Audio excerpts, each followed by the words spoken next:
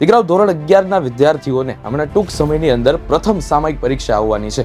તો આ પ્રથમ સામયિક પરીક્ષામાં વિદ્યાર્થીઓના કેવા કેવા પ્રશ્ન હોય છે કે સાહેબ તૈયારી તો કરવી છે, પણ ક્યાંથી કરવી, કેવી રીતે કરવી સમજાતું નથી, શરૂઆત કેવી રીતે કરવી સમજાતું નથી. 11માં બાયોલોજીની અંદર સાહેબ 50 માંથી 50 લાવવા છે, તો કઈ રીતે તૈયારી કરી શકાય, કઈ વસ્તુનું ધ્યાન રાખવું જોઈએ, આ બધી જ સમસ્યાઓનું આજે તમને આ લેક્ચરની અંદર સમાધાન મળવાનું છે. નમસ્કાર વિદ્યાર્થી મિત્રો, ગુજરાતના સૌથી મોટા ઓનલાઈન એજ્યુકેશન પ્લેટફોર્મ વિદ્યાગુલ ગુજરાતીની ચેનલ વિદ્યાગુલ ગુજરાતી સાયન્સમાં આપ સૌનું હાર્દિક સ્વાગત છે.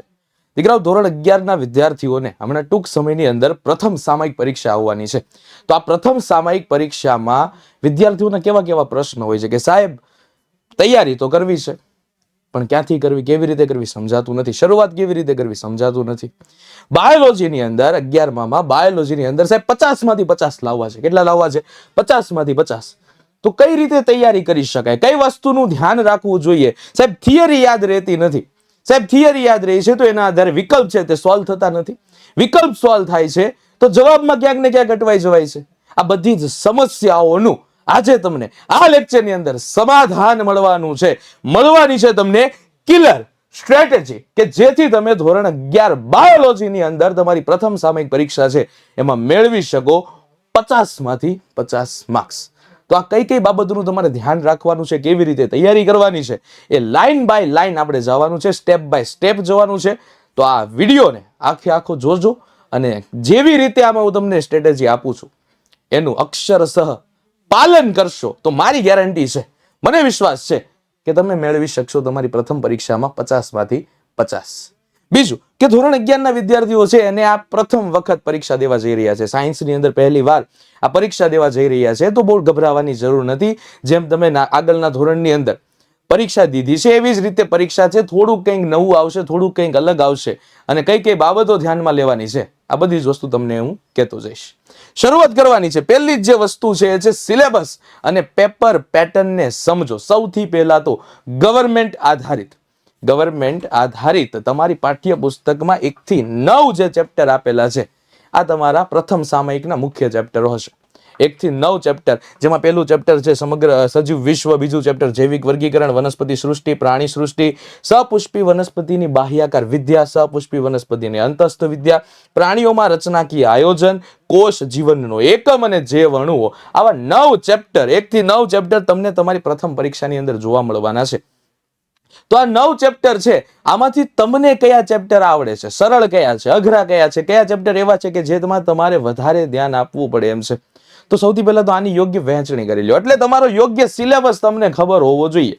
ભાઈ એવું ન થાય કે તમારી પ્રથમ પરીક્ષા છે ને તમને સિલેબસ જ ખ્યાલ નથી, કે તમને કીધું હોય છતાંય યાદ નથી. તો પહેલી વસ્તુ શું યાદ રાખવાની છે? તમારો સિલેબસ.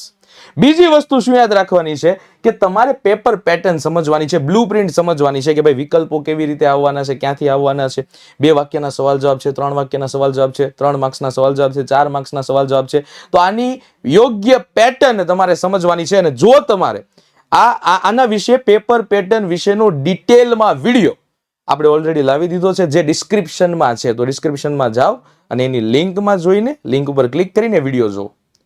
પહેલી વસ્તુ, ઓકે, તો પહેલી વસ્તુ ખ્યાલ રાખવાની છે તમારો સિલેબસ કેટલો છે, એની પેપર પેટર્ન શું છે, આ તમને ક્લિયર કટ મગજની અંદર ઘૂસેલું હોવું જોઈએ. ખ્યાલ આવે છે? તો યોગ્ય તૈયારી થશે. તમારી પાસે યોગ્ય માળખું જ નહીં હોય તો યોગ્ય તૈયારી તમે કરી શકવાના નથી. તો પૂર્વ આયોજન, આ પૂર્વ આયોજન શું છે? તો કે તમારો સિલેબસ અને પેપર પેટર્ન, આ તમારું પૂર્વ આયોજન છે જે તમને ખ્યાલ હોવો જોઈએ. બીજી જે ટિપ્સ છે એ છે લાઈન બાય લાઈન એનસીઆરટી. આપણી જે બુક છે, આપણી શું છે? ભગવદ્ ગીતા છે. 11માની 11th બાયોલોજી, આ 11th બાયોલોજીની જે બુક છે, આ બુક હકીકતમાં બુક છે જ નહીં, આ છે મોટો ગ્રંથ. અને આ ગ્રંથ છે, આની લાઈન બાય લાઈન તમને ખ્યાલ હોવો જોઈએ, મતલબ વાંચવાની છે. લાઈન બાય લાઈન વાંચો. શું કરવાનું છે? લાઈન બાય લાઈન વાંચો.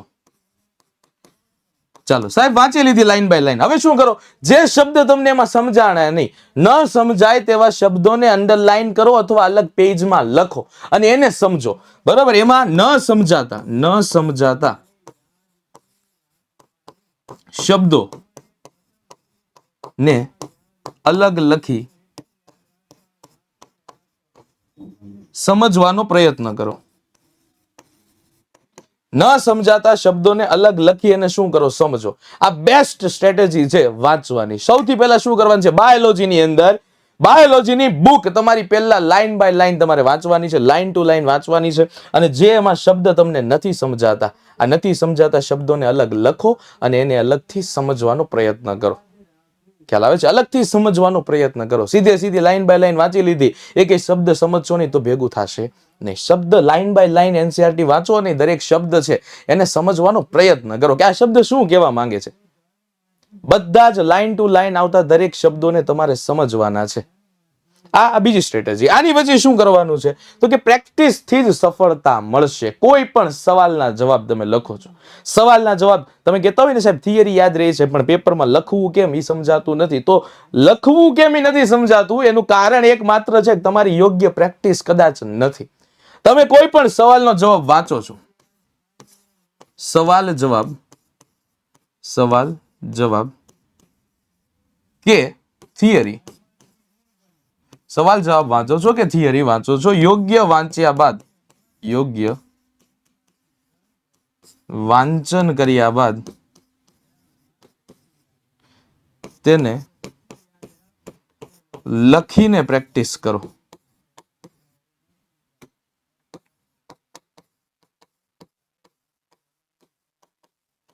જો આ વસ્તુ નહીં કરો તો ક્યાંક ને ક્યાંક કચાશ રહી જશે.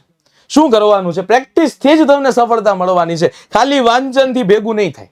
તમે જે પણ વાંચો છો આ વાંચેલું છે એને શું કરવાનું છે તો કે તમારું યોગ્ય વાંચન થયા બાદ એને શું કરવાનું છે? લખીને પ્રેક્ટિસ કરવાની છે. જો તમે યોગ્ય લખીને પ્રેક્ટિસ નહીં કરો, આનાથી ફાયદો શું થશે ખબર છે? તમે મોઢે લખીને પ્રેક્ટિસ કરશો ને તો તમે જોશો ક્યાં અટવાવ છો, ક્યાં ભૂલ કરો છો, કઈ જગ્યાએ તમને એમ કન્ફ્યુઝન થાય છે. તો લખીને પ્રેક્ટિસ કરો. અમુક સહેલા પ્રશ્નો છે એને લખીને પ્રેક્ટિસ ન કરો તો કઈ વાંધો નહીં, પણ જે અટવાવ છો, જે અઘરા પ્રશ્ન છે, આ અઘરા પ્રશ્નને બને એટલું વધુમાં વધુ લખીને પ્રેક્ટિસ કરવાનો ટાઈમ રાખો. આનાથી શું થશે કે તમે એક તો વાંચેલું છે એ તમારું રિકોલ થશે. રિકોલ એટલે તમને મનમાં યાદ આવશે કે મેં આ વાંચ્યું છે. રિવિઝન થશે, સાથે સાથે લખવાની પ્રેક્ટિસ થશે. તમે કઈ જગ્યાએ અટવાવ છો એ પણ તમને ખબર પડશે. એટલે આ બધી વસ્તુનું પણ તમારે શું રાખવાનું છે? ધ્યાન રાખવાનું છે. લખીને પ્રેક્ટિસ કરવાની છે. કોઈ પણ આકૃતિ છે તો આકૃતિમાં પણ એમ જ કરવાનું છે. આકૃતિ છે તો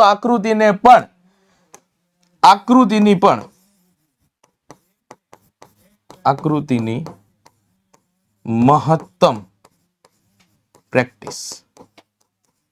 બાયોલોજી એટલે એમ કહેવાય ને કે આકૃતિઓનો વિષય.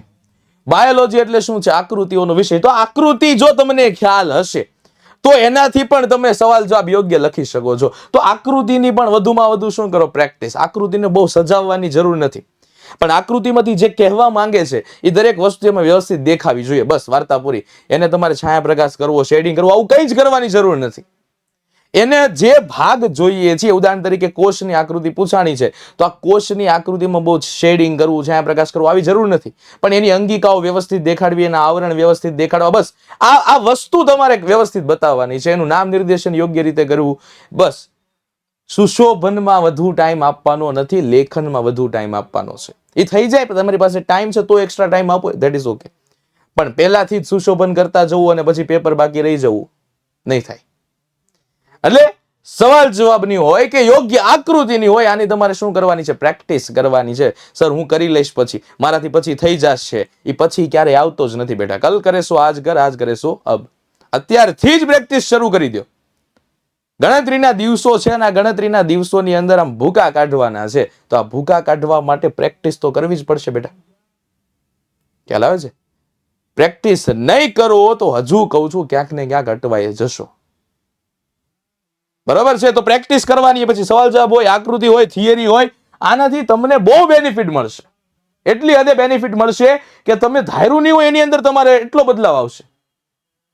આની પછી બીજી જે છે એ છે આંતર જોડાણ. સમજો ભાઈ, આ કહેવાય ને બ્રહ્માસ્ત્ર છે. આ શું છે ખબર છે? આ બ્રહ્માસ્ત્ર છે. આ જે કોન્સેપ્ટ છે ને બ્રહ્માસ્ત્ર છે. જે વિદ્યાર્થીને આ કોન્સેપ્ટ કરતા આવડી ગયું ને, હું એવું નથી માનતો કે એના જીવનમાં કન્ફ્યુઝન જેવું કઈ આવે, એને બાયોલોજીમાં કન્ફ્યુઝન જેવું આવે એવું માનતો જ નથી. જે વિદ્યાર્થી આંતર જોડાણ ઇન્ટરકનેક્શન કરતા શીખી ગયો. ઇન્ટરકનેક્શન એટલે શું? થિયરી. ભાઈ આ સિલેબસ છે આમને ડિઝાઇન નથી કરેલો. સિલેબસ ડિઝાઇન કરવા માટે બહુ બધી વિચાર વિમર્શ થયેલું હોય, બહુ બધું રિસર્ચ થયેલું હોય. તો આ દરેક થિયરી છે એકબીજા સાથે ક્યાંક ને ક્યાંક રિલેટ કરેલી છે, જોડાયેલી છે. તો એક ચેપ્ટરની અલગ અલગ થિયરીઓ વચ્ચેના જોડાણને સમજો. બરોબર? એટલે કેવા શું માંગે છે કે થિયરી વચ્ચેના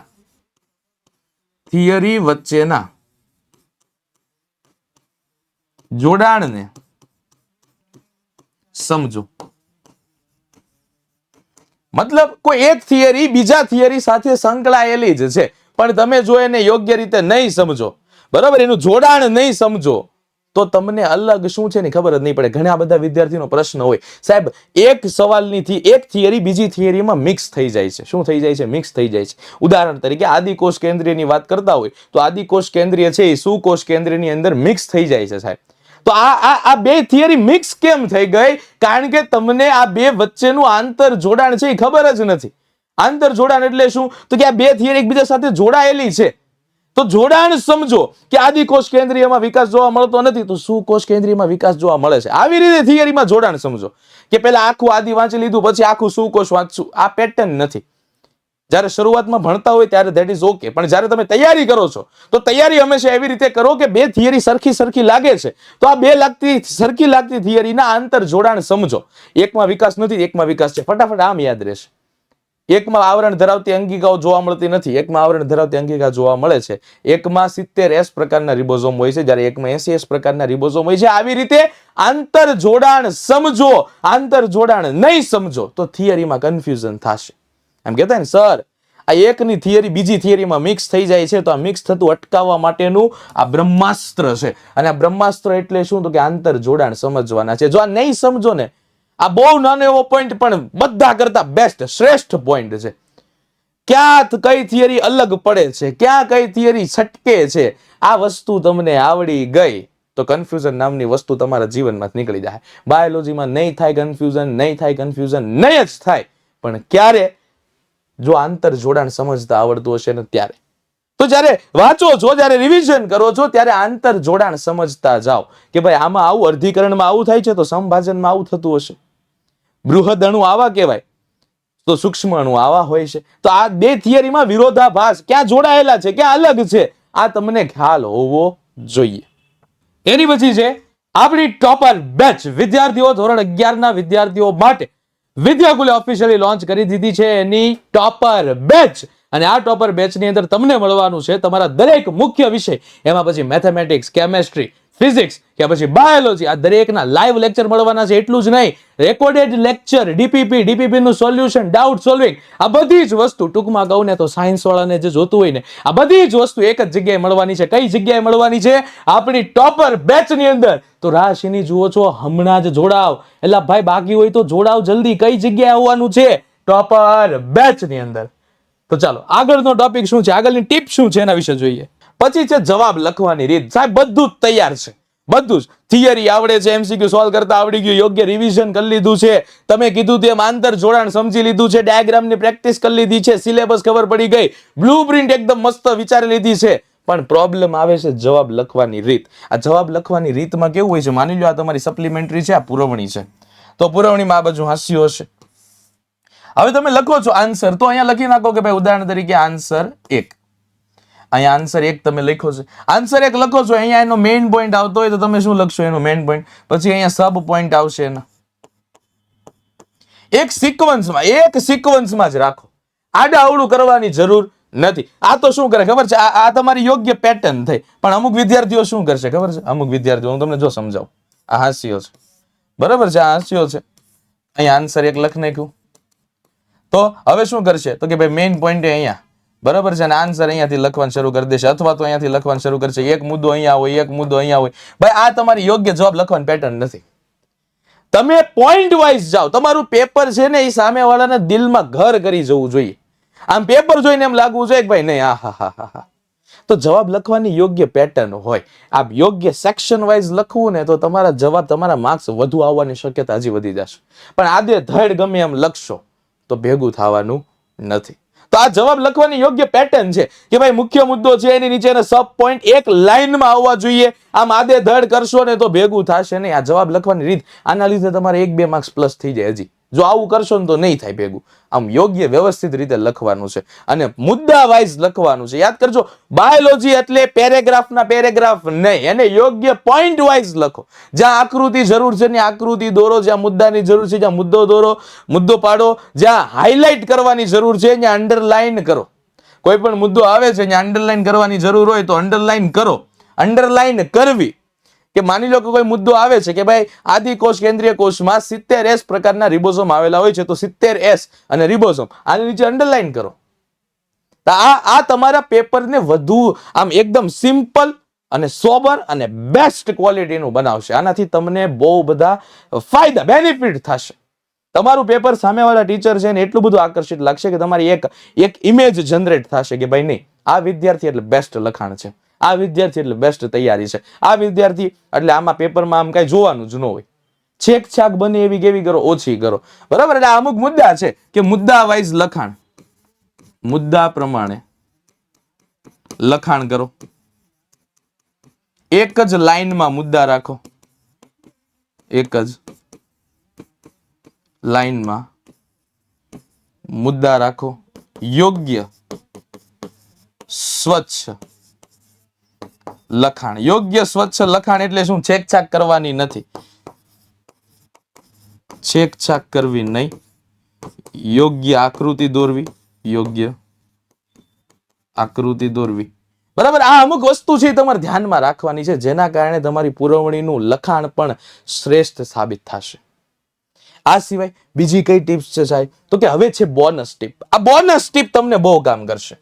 આ બોનસ ટીપ જે છે આ તમને શું કામ કરવાની છે? બહુ કામ કરવાની છે. શું છે સાહેબ આ બોનસ ટીપ? શું તમે આપો છો? તો કે જ્યારે બાયોલોજીમાં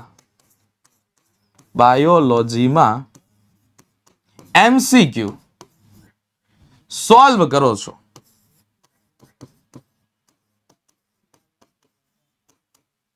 MCQ તમે શું કરો છો? સોલ્વ કરો છો. ત્યારે એક ઓપ્શન, એક વિકલ્પ સાચો છે, જ્યારે બાકીના 3 વિકલ્પ શા માટે ખોટા છે?